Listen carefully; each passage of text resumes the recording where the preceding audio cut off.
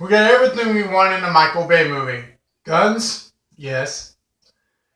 Slow motion action shots? Yes. Everything we want? Yes. Muscles? Oh yeah. America? Fuck yeah. 13 Hours stars John Krasinski, James Badgedale, and a whole guys that I really don't know their names, and I apologize because I really do want to know their names now. This is the true story of the Benghazi soldiers and the attack on Benghazi, which took place 11 years after the events of 9/11. And this was a pretty big event for us, and what the movie basically is about is Gaddafi's been gone for a while now. He controlled Libya for about 40 years and then he died, which we all know that. And so everyone has basically moved on except for us. We are still on that base. And John Krasinski and James Badgedale's team are all in there. And when suddenly terrorists start attacking the base, these six guys got to get together to try to take them out. And so it's kind of like The Expendables meets The Rock in some ways, or like Black Hawk Down meets The Rock. And there you go. Now, there's two definitions I want to say because I'm going to make something up. There's two definitions to making a really good war movie. There is blowism, which is a definition I made where someone who has done not a great movie at all, they've kind of ruined themselves with a franchise or a way too much dead series. Examples, Michael Bay with Transformers 2 and 4. Peter Berg with one of the worst movies ever, Battleship, but he redeemed himself when he took on the responsibilities of Lone Survivor. That is exactly what Michael Bay has done with 13 Hours. And war movies are a huge thing. I was a military brat my whole life. I come from a military family. My father was in the Air Force for 21 years, so I know what that's like. And I can say this is a really great film, and this is a movie that definitely knew what it was going for. It's cheesy. There's men working out with muscles like myself. There's a lot of stuff going on in this, and it's absolutely a film that I think people want to see. And that's a movie I can say this is the best film I have seen since The Rock. By far. This is a really great Michael Bay movie. And I can say that with the smileless chin on my face. I want to talk about the performances. John Krasinski was great. I really enjoyed him in this movie. He gave a really great performance. He was really good. But to me, the star of this movie was James Badgedale. I was just floored with this guy. He knew where he was going, and he knew what he was doing, and he did that to his advantage. And that's where I really understood. I liked the first hour of the film. I know a lot of people didn't. I actually really enjoyed the first hour of the film. I understand where he was trying to talk to his wife. There's like conversations, him talking to his wife and his baby girl back home. I understand that. My dad was gone like 9 months. And yeah, there are problems with the script. And yes, the last half, there are problems with the violence that gratify the violence in some ways, absolutely. But I had a really fun time with this movie. The humor works. There's no women on cars. There's no women on top of a Hummer. And if that happened, that would have been out of the movie because there's no women. Well, I'll take that. There's no women like over cars. There's not the Megan Fox slow motion boob shot. There's not that. There's not the Pain and Gain where you see all these women naked in the strip club. This is a war movie.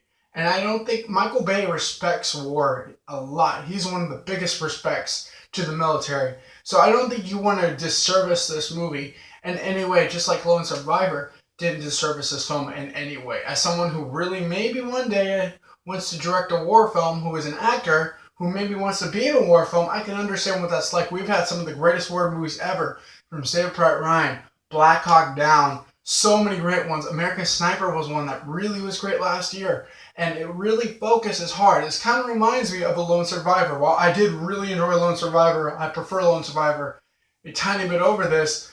But, I gave Lone Survivor a 4.2.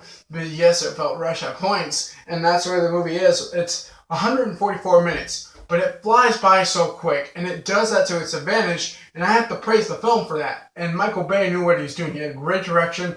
There are problems with the script here and there, I have to admit.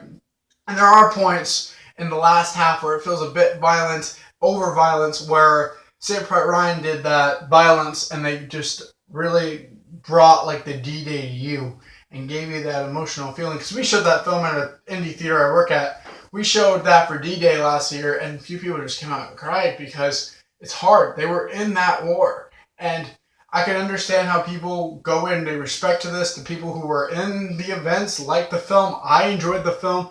Michael Bay has done something really well, and will Transformers 5 be bad? We'll have to see. He has said it is his last movie, and he's really going to try hard. They're really working on that script, so let's hope. But for now, Michael Bay, you have made the best film since The Rock. This is a little better than Armageddon, where I liked some of his films, such as 13 Hours Now, The Rock, Armageddon, Bad Boys 2, which surpasses the original in my opinion. This is a movie that absolutely knew what it was going for. I'm one of those people who actually really thought The Island was underrated. There are some stinkers though he has made. Absolutely. Pearl Harbor, in my opinion, was incredibly over-offensive. Transformers 2 was atrocious. Transformers 4 was even worse than Transformers 2. It's my third worst movie of all time is Transformers 4.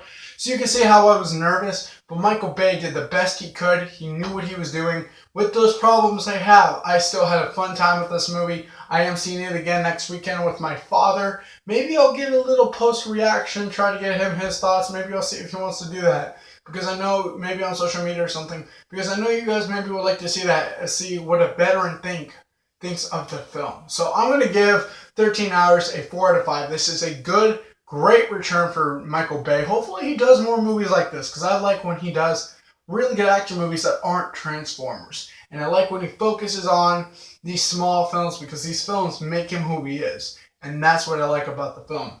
If you guys have seen 13 Hours, let me know down below what you guys think. I'm very interested in hearing what you guys think of 13 Hours. It's a really surprise that it's actually been not that bad of a month. Yes, we've had Run Along 2, which I have seen, and I'm not going to review, but I'm just going to say it really sucked. If you guys want to follow me on Letterboxd at Chris_Day, I do all my reviews on there, and I post all my ratings, so check that out. I'm not seeing Norma the Storm. Do I want to? No. And I'm not going to. So it's just like Alvin and the Chipmunks. I'm not going to see that movie if I don't want to. So yeah, with this in the forest, ain't a bad month. Guys, thank you so much for watching. I have seen Dirty Grandpa, and I will get that out maybe like next Tuesday, Wednesday. So I'll get that to you guys then. As of right now, I do have a top 10 list, like a little series going to be starting soon. Later tonight, expect a review, probably before this is up, probably, of my favorite films of the year. I also give my top 5 worst, because I'm trying to get this perfect. I know you guys have been really requesting that. And then later on in the week, I'll get into my top 10 best TV shows, and the end, top 10 video games, because you guys like that stuff. Guys, thank you so much for watching as always. Really good movie. I'm really surprised Michael Bay has done that. I want to know what is your guys' favorite war film down below, and what is your most underrated war film down below. My favorite war film, to me,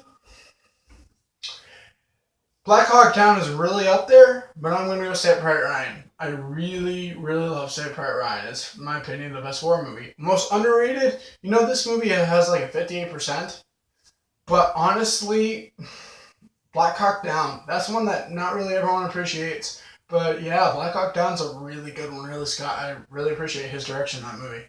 Alright guys, tell me what you guys think down below, the movie down below. Until then guys, I'm out. Thank you guys so much for watching, and yeah, I'll see you guys next time.